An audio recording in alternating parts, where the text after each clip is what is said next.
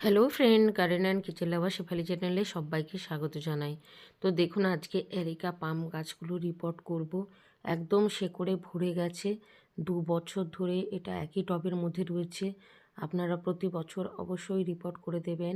শেকড় কাটাই ছাঁটাই করে দেখুন, টব ঠেলে একদম উপরের দিকে গাছটা উঠে এসেছিলো, আর মাটি নেই বললেই চলে, এত পরিমাণ শেকড় হয়েছে। এই শেকড়কে আজকে কাটাই ছাঁটাই করে আবার পুনরায় এই একই পাত্রে আমি রিপোর্ট করে দেব। যেহেতু গরম আসতে চলেছে, গাছগুলো গ্রোথ নিয়ে নেবে, শীত চলে যাচ্ছে, তাই এই সময় কিন্তু অবশ্যই রিপোর্ট করে নিতে পারেন। পুরনো যে সমস্ত পার্মানেন্ট ফুলের গাছ রয়েছে, ডাল কাটাই ছাঁটাই কিংবা এইভাবে রিপোর্ট করা কিংবা মিক্সড জৈব সার দেওয়া, এই কাজগুলো আপনারা এই সময় করে নিতে পারেন।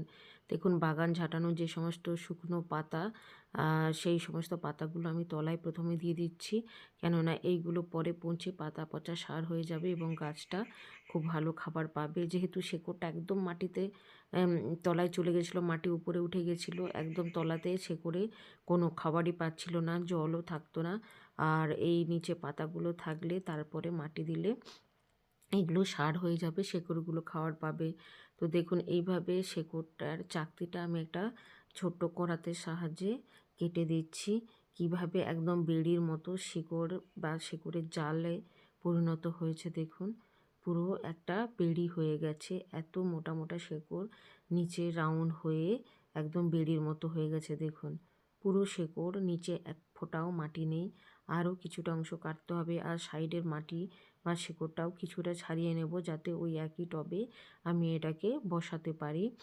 তো এইভাবে ঘুরিয়ে ঘুরিয়ে দেখুন, মাটি বা শেকড় কিছুটা পরিমাণে কমিয়ে নিচ্ছি। আর আজকে রোদটাও ভালো হয়েছে। মোটামুটি আপনারা এই সমস্ত রিপোর্টিংয়ের কাজ কাটাই ছাটাই বিকেলে করলেই ভালো।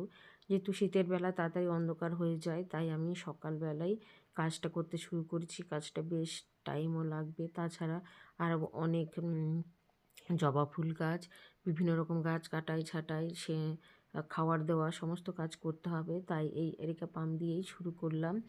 দেখুন, সাইড থেকে বেশ কিছুটা মাটি ছাড়িয়ে নিলাম।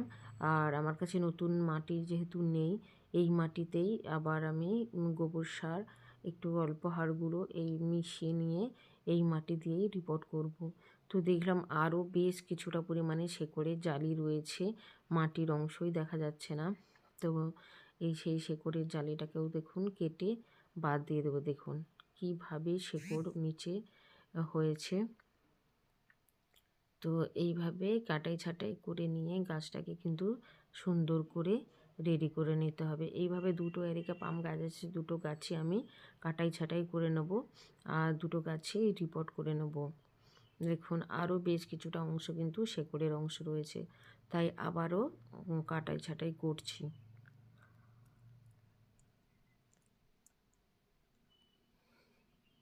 একদম শেকড়ে ভরে গেছিলো। আর এটা যদি 1 বছর ছাড়া রিপোর্ট করা হতো, তাহলে এত পরিমাণে কিন্তু শেকড় হতো না। ওই মাটিটাই অল্প পরিমাণে দিয়ে দেব শুকনো পাতার উপর, তারপর দিয়ে দিচ্ছি দেখুন গোবর সার। অল্প পরিমাণে এখানে মাটি এবং গোবর সার দিয়ে দিলাম, যাতে গাছটা ভরপুর মাত্রায় খাবার পায়। তারপর আরেকটু মাটি ছড়িয়ে দিলাম, আর নিচে অর্থাৎ গাছের তলায় শেকড়গুলো যেহেতু কাটাই ছাঁটাই হয়েছে, তাই একটু ফাঙ্গিসাইড ছড়িয়ে দেব, কাটা শেকড়ে যাতে না ফাঙ্গাস লাগে। অল্প করে মাটিতে দিয়ে দিলাম, তারপর আবার জলের সাথে দিয়ে দেবো। গাছটা এইভাবে বসিয়ে নিলাম। আরও কিছুটা কাটাই করলে ভালো হতো।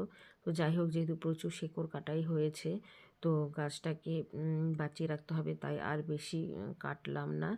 এইখানেই বসিয়ে দিলাম, আর মাটি এবং গোবর সার একসাথে মিশিয়ে নিয়ে এই সাইড থেকে মাটি দিয়ে দেব। তো এইভাবে আপনারাও যদি আপনাদের এরিকা পামগুলো থাকে কাজ করতে পারেন। এগুলো আমার ঘরের ভেতরে ইনডোরেই ছিল। তো ইনডোরে জিনিস রাখার অসুবিধার জন্য বাইরে এনে রেখেছিলাম। তারপর এত সুন্দর কিন্তু গ্রোথ হয়েছে। এটা পূর্ব দিকে থাকে, সকাল হালকা 1-2 ঘন্টা রোদ লাগে, তারপর লাগে না, তাই এরকম জায়গায় আছে। আর গাছটা কত সুন্দর গ্রোথ হয়েছে দেখুন। 2 বছরে কত ঝোপালো হয়েছে, প্লাস বড় হয়েছে, আর কতটা পরিমাণ শেকড় হয়েছে সেটা আপনারা দেখতেই পেলেন। এরপর আমরা একটু হালকা ছায়াযুক্ত জায়গায় রেখে দেব। তারপর অ্যালোভেরা জেল এবং ফাঙ্গিসাইড একসাথে মিশিয়ে গাছগুলোতে দিয়ে দেব।